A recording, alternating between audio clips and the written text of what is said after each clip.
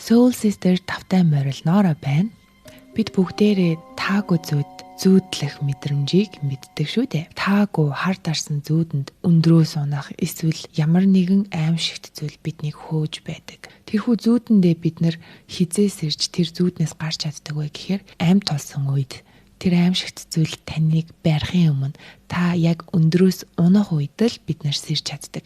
Тэгэхээр сүнслэг сэрэлт бол яг энэхүү таагүй зүүднээс сэрж байгаа мэт үйл явц болдог. Харин өнөөдрийн бичлэгээрээ болохоор тэрхүү таагүй зүүд гэдэг нь юу вэ? Тэр таагүй зүүдэнд таныг юу гацааж байлгаад байдаг вэ гэдэг тухай ярилцгаая. Тэгэхээр хамгийн ихэнд бид нар сүнсний сэрэлтээ илүү гүн гүнзгий ойлгохын тулд энэхүү зүүдээр жишээ авч ярих нь бид нар сүнслэг сэрэлтийн мэдрэмжийг ойлгоход их тусалдаг. Таагүй зүүднээс та сэрснийхэн дараа энэ зүүд байна гэж боддог энгийн мэдрэмж төрдөг шүү дээ, танд танил дотно.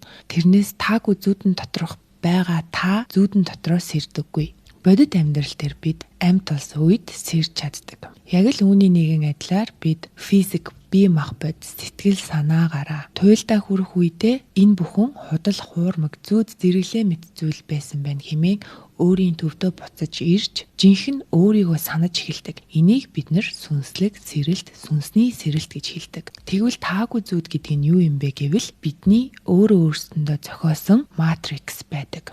Тэгэхээр хамгийн эхлээд матрикс гэж юу вэ? Матрикс хэрхэн хүн төрлөختний нийтийн ухамсарт үүссэн юм бэ гэдгийг тайлбарлацгаая. Бид бүгд нэгэн ухамсартай, нэг л том ухамсарын дахин давтагдашгүй өөр илэрхийлэл байдаг. Бид нэгэн ухамсарыг хуваалцаж амьдардаг. Тэгвэл матрикс гэдэг нь тэрхүү ухамсарын таагүй зүүд гэж та ойлгох хэрэгтэй. Тэгэхээр энэхүү таагүй зүүд буюу матрикс юун дээр босож ирдэг? Энэхүү матриксийн суурь юу вэ гэхээр худал хуурмагаас үүдэлтэй айдас дээр тулгуурлан босдог нийтийн ухамсарын хүчтэй систем байдаг. Тэгэхээр бидний сүнс бол тэрхүү нэгэн ухамсарын машин хэрэгсэл өөрөөрөө танин мэдэж байгаа хувийн зорилготой тэрхүү ухамсараас үсэрсэн оч ухамсарын нэгэн хэсэг байдаг. Тэгвэл бидний сүнс, бидний ухамсар яагаад тэрхүү таагүй зүүдэндээ ороод гацчаад байдаг вэ?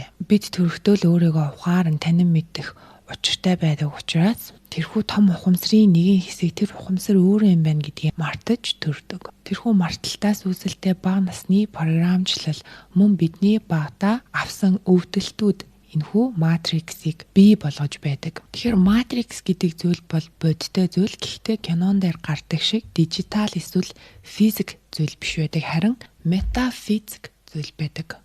Матрикс бол бидний эргэн тойронд хаасаагүй байдаг. Энэ бол бидний нүдийг халахалж үннийг харах боломжгүй болгодог ноосон бүрхүүлтэй төстэй зүйл. Тарих бол бидний агуу ухамсарын фильтр буюу харах үнцгийг тогтоон барьж байдаг зүйл. Тэгэхээр тэрхүү таны харах үнцэг, таны линзийг тодорхойлж байгаа таагүй линзийг матрикс гэж хэлээд байгаа. Матрикс бидэнд ямар худал хуурмагийг авчирж итгүүлдэг вэ гэхээр бид бие биенээсээ тусдаа, бид их сурвалжаасаа тусдаа, бид утгагүй хүүтэн өхмөл ертөнцид амьдарч байгаа мэтэр бидэнд линз зүлгэж бидний тархийг кодолж бид тэрхүү кодлэгдсэн тархиараа бодит амьдралаа фильтрдэж харж идэг.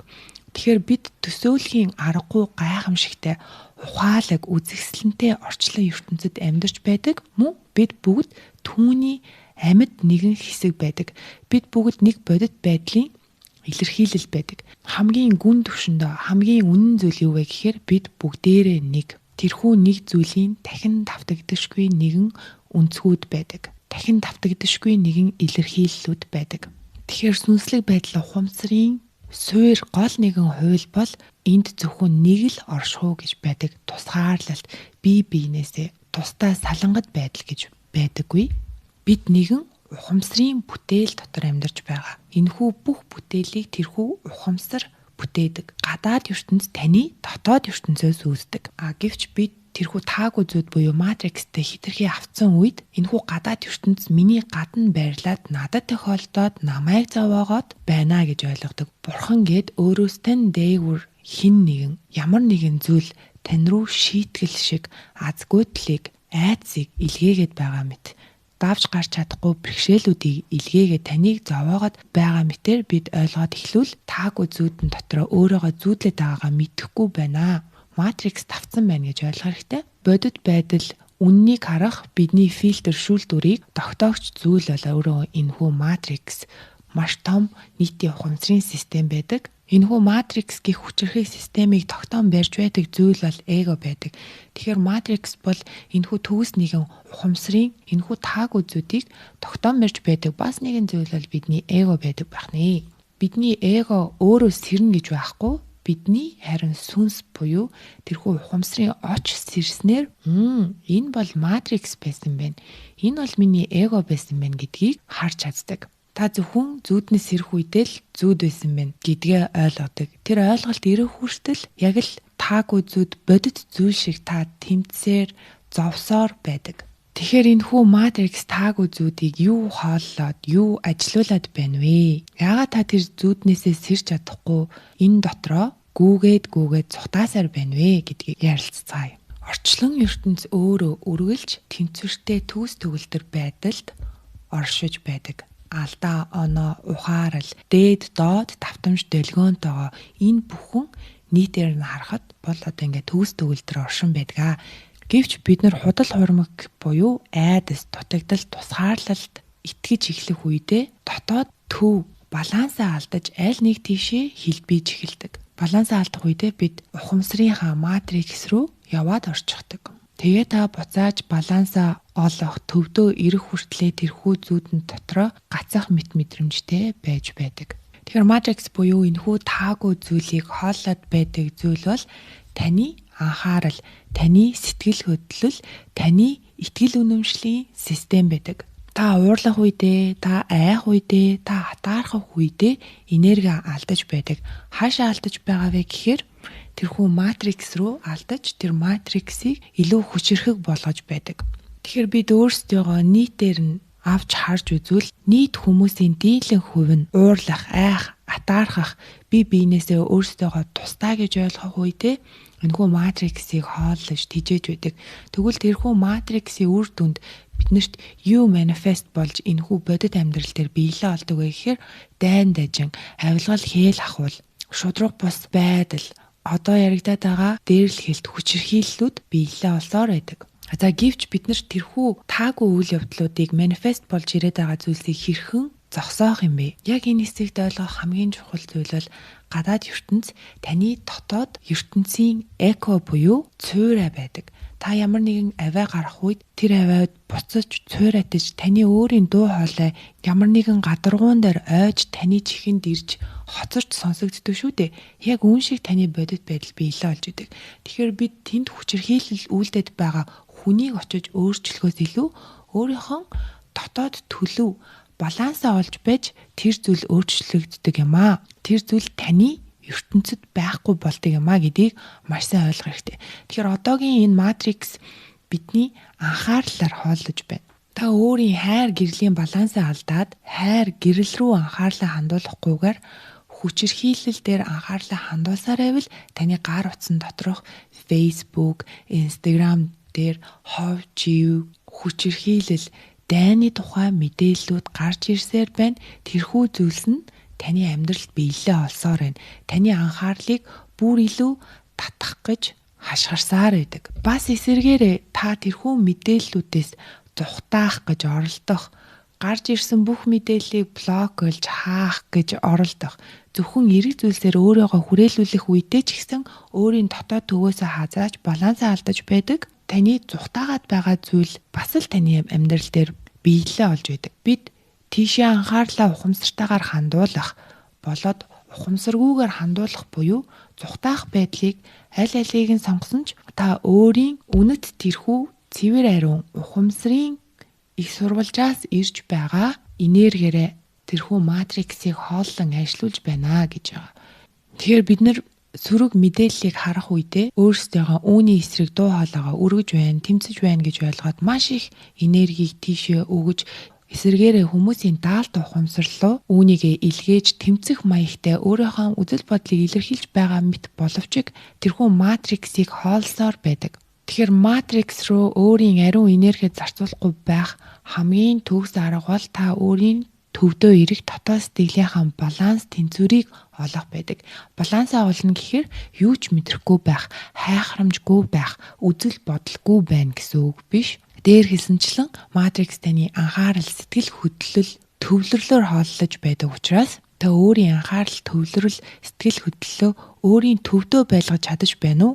Эсвэл гадагшаа танд гаднаас ирж байгаа мэдээллүүд рүү хайр хамаагүй цацаж байна уу гэдгээл эхлээд ажиглаж мэдэх хэрэгтэй байдаг. Тэгэхээр матрикс хизээ нурж унж бид нар хизээ тэрхүү таагүй зүуднээсээ сэрдэг вэ гэхээр айхаа болсон үед гаднаас ирж байгаа зүйлд хит их сэтгэл хөдлөлөө үзүүлж түүний сэтгэл хөдлөлийнхаа дагуу үйлдэл хийхэ болсон үед тэр матрикс нуран унж та тэр зүуднээс ирж бодит төгс төгөлдөр гайхамшигт бодит хайраар дүүрэн амьдралаа харах боломжтой болдог. Тэгэхээр та сүнсний сэрэлт хийгээд энэхүү ухамсарын илэрхийлэл бүрийг ухамсартайгаар observe хийх буюу ажиглаж чаддаг болсон бол танд үүрэг хариуцлага нь бас дагаад ирдэг. Бид нэр сүнсний сэрэлт хийх үед энэ тэндээс та бол өөрөө бүтээгч, та бол бурхан гэдэг мэдээллүүдийг маш их авдаг, түндэж итгэж эхэлдэг. Хэрв та бурхан юм бол, та өөрөө бүтээгч юм бол юу бүтээж, юуг манифест хийж байна вэ гэдэгтээ хариуцлагатай хандах хэрэгтэй. Тэгэхээр та ухамсартайгаар өөрийн сонголтоо юу руу өөрийн энэхүү ариун энерги буюу анхаарал, сэтгэл хөдлөлөө илгээх вэ гэдгээ ухамсартайгаар сонгож байх шаардлага танд үүсэж байгаамаа. Тэгэхээр үндсэндээ бол эго бол та биш, таних биш, хувь хүнийх биш. Нэг ухамсарын сүүдрийн тал буюу айдас, дутагдал, харьцуулалт гэх мэт доогуур хүний сэтгэл хөдлөл дээр дөрөөлөн гарч ирсэн ижил нэгэн хийв загвартай байдаг. Тэрхүү ухамсарын гэрлийн сүүдрээл гэж ойлгох хэрэгтэй. Эго бол хувь хүнийх биш, таних биш. Бид бүгд нэг супер эгоноос тэжээгддэг. Тэрхүү супер эго маань нэг л загвараар босож биеждэг. Тэр нь айдас, дутагдал, харьцуулалт бид бүхэн тустай юм а гэдэг худал хуурмгаас үүсэж байдаг. Тэгэхээр энэ эго бол би юм а гэж итгэсэн үедээ бид хамгийн их зовдөг. Энэхүү зовлтоос, энэхүү тусгаарлагдсан мэдрэмжээс матрикс гэх хүчрхэг систем үүсэт тэнд олон ухамсарын оч буюу сүнснүүд зовоод тэнд байгаагаа ч мэдэхгүйгээр луп буюу тойрон эргэлддэг нэгэн механизмд ороод өөрсдөө тэрийг хооллоод өөрсдөө тэрийг тэжээгээд өөрсдөө тэрэн дотроо амьдраад яг л нэг хар дарсан зүүд дотор гацсан мэт байсаар байдаг. Тэгэхээр матрикс өөрөө бол хүч чадал, эрх мэдэлтэй гэсэн үг биш. Зөвхөн танаас биднээс зээлсэн энергийн хүчээр л оршин тогтнож байдаг систем бахнэ. Ингээд яриад ирэхээр би өөрлөгөө хандаад ямар хэрэгтэй юм бэ те? Нийт хүмүүсийн ихэнх хувь нь одоо муу сөрөг зүйл рүү чиглээд л байвал тэрхүү матрикс ажилласаар авах юм биш үү гэж бодож магадгүй. Гэвч бүхий л хүмүүс бүхий л нэг ертөнц гэдэг нь та өөрөө юм. Та үнийг л хооллохгүй бол энэ бол таны дотор оршихгүй. Тэгэхээр тэрхүү таагүй зүйл рүү унгаадаг гол зэвсэг бол таны дотоод төвөөс ч холдуулж таны дотоод сэтгэлийн тэнцвэрийг алдагдуулан энэхүү матрикс ажиллаж байдаг. Үүнийг ойлгохдоо та өөрийн хайр, гэрэл, тэрхүү цэвэр ариун энерги, доод түвшний сэтгэл хөдлөл, бодол, мэдрэмж болгон фильтрдэж гаргах үед буцаагаад таны амьдралд, таны гадаад ертөнцид манифест болж гарч ирээд байдаг. Та өөрөөрөө тоглоод өөрийгөө байлгаад байгаа ийм л зүйл гэж ойлгох хэрэгтэй. Тэгэхээр бид бүхэн энэхүү нэгэн ухамсарын бурханлаг илэрхийлэл байдаг те. Бид бүхэн өөрийн мэдэрч байгаа сэтгэл, хөдөл, бодол, санаа, мэдрэмжүүдээ илэрхийлэх өв төмөн аргууд байдаг. Үүнийг бид бурханлаг байдлаар дээд өндөр давтамж долгионоор өндөр дээд сэтгэл хөдлөлүүд болох талархал, нэгүсэл, инэрл, өгөөмөр сэтгэлээр илэрхийлж байвал буцаагаад та үүнийгээ цуурайтуулан өөрийн бодит амьдрал дээр манифест болгон гаргаж ирж байдаг. Тэгэхээр энэхүү өндөр долгион давтамжтай илэрхийллүүд танаас хизээ гарах вэ гэхээр та зөвхөн төвдөө орших үед, зөвхөн өөрийн дотоод сэтгэл тань тэнцвэртэй үед л гарах боломжтой. Тэгэхээр тэнцвэр гэдэг бол аль нэгэн тал руу туушрахгүй байхыг хэлдэг. Би сүнслэг хүнгээд хитрхи delusional, худал хуурмаг сүнслэг мэдээллүүдэд автаад яваад л байж болохгүй. Энэ үедээ бид нар өөрийн сүүдэр дотоод гүн ажлыг хийж чадахгүйгээр өөрийн сүүдрээсээ цухтааж эхэлж идэг. Харин бид хитрхи өөрийн сүүдэртээ автах үедээ гэрэл байгаа учраас л энэхүү сүүдэр үүсээд байгаа шүү дээ гэдгээ мартаад тэрхий доогуур буюу тэрхүү хов жив айдас хүйдсийн ертөнц рүү шумбан ороод тэр дотроо лүпрээд байдаг. Тэгэхээр дотоод төв тэнцвэрээ хадгалж байх нэгэн аргыг хэлье. Энэ бол хүний итгэл байдаг. Та өөрийгөө тэнцвэртэй байна гэдэгтээ итгэх хэрэгтэй. Та хизээж буруу үйлдэл алхмыг хийдэггүй. Бид өөртөө эргэлзэх үедээ энэхүү айдас дутагдлын сэтгэл хөдлөлүүдийг гаргаж матриксыг хоолж байдаг. Та ямар нэгэн сонголт хийхин өмнө аль сонголтыг хийсэн таны буруу биш. Аль сонголт таныг зөв тийшээ тэнцвэрийг чинь олохын тулд чиглүүлэх зам руу таныг хөтөлж байгаа гэдэгт итгэх хэрэгтэй. ертөнц өөрөө таныг тэнцвэрийг чинь олуулдаг гэдэгт итгэх хэрэгтэй. Яаж олуулдаг вэ гэхээр танд буруу итгэл үнэмшил буюу хэврэгхэн нэгэн өнгөц хийсвэр хөөс шиг итгэл үнэмшил үүсэх үед тэрхүү хөөсийг ертөнц өөрөө хагалдаг. Таны өмнө бүтлгүүтэл азгүйтэл мэт харагдаад байгаа танд үгүй гэж хэлж байгаа хүмүүс нөхцөл байдалд харамсах зүйлгүйгээр энэ буцаагаад би өөрийн төвөө олоход тусалж байгаа юм байна.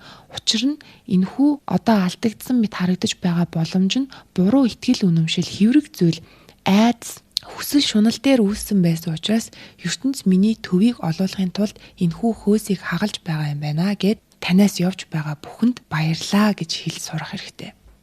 Үүний дараагаар харин эхэндээ танд хэцүү сурахад төвөгтэй мэт харагдаж байгаа бүхэн таны хайр дээр тулгуурлан үүсэж байгаа таныг дахин өөр илүү сайхан амьдрал зам руу хөтөлж байгаа боломж юм байна гэдгийг талархалтайгаар нээлттэйгээр хүлээн авч сурах хэрэгтэй. Тэгэхээр энэхүү сүрэг систем, муухай зүүд, матрикс нь өөрөө амьд бишээ. Бидний ухамсар л амьд амьсгалж байдаг.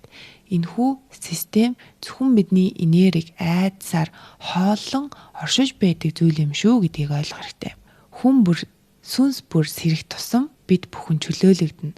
Та ганцаараа ажиллахгүй энэхүү системийн энергийг түүнээс анхаарлаа татах үедээ сулруулж байгаа учраас бидний зөвхөн хийж чадах зүйл бол өөртөө л ажиллах байдаг юм шүү. Бид өөрсдөө гэрэл гэдгийг санах, хайр гэдгээ санаж чадахгүй бол бид итгэх хэрэгтэй. Танд ердөөл жижигхэн үрний хэмжээтэй итгэл байхад тэрхүү жижиг итгэл уулыг ч хөдөлгөх хүчтэй байдаг юм шүү гэдгийг санаад бид бүхэн залбирч байх хэрэгтэй. Өөртөө ярилцаж байх хэрэгтэй. Залбирлыг одоо ямар нэгэн шашны зан үйл гэж юусоо ойлгож болохгүй. Залбирал бол цэвэр, ариун, өөртөө харилцах, ярилцах цаг хугацаа байдаг. Энэхүү матриксийн бүтэц зохион байгуулалт дотор бид нэр ороод завгүй амьдарч явах үедээ өөртөө тулж ярилцах цаг бидэнд хизээж олддоггүй. Тэгэхээр та манай Soul Sister 11-11 Instagram хуудаснаас ер нь энэхүү залбирлыг яаж хийдэг юм бэ гэдгийг постыг олж үзэх боломжтой. Нэгдүгээрт хоёрдугаарт Soul Sister Community буюу төлбөртэй группт нэгдснээрээ бидэнтэй хамт онлайн залбирлыг хасаа өдөр бүр хамт хийх боломжтой. Энэхүү залбирлыг би өөрөө өдөртөн чиглүүлж явдаг байгаа. Шашин гэдэг зүйлийг ухамсар өөрөө бүтээн манифест хийн гаргаж ирсэн те.